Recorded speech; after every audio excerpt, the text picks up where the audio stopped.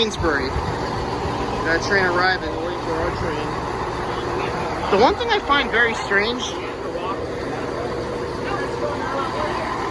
Yeah, this is a different train. The cool thing is... Well, the one thing I find...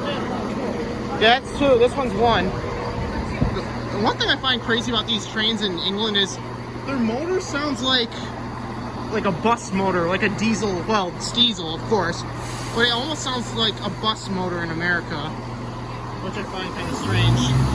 See, like, doesn't it sound like a bus? There it goes.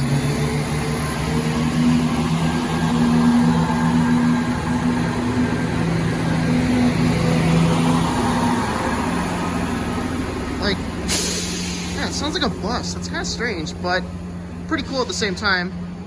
Well, there she goes. She's departing, and we're waiting for our train that's going to be coming in a few minutes or so. In the tunnel it goes. And that's it.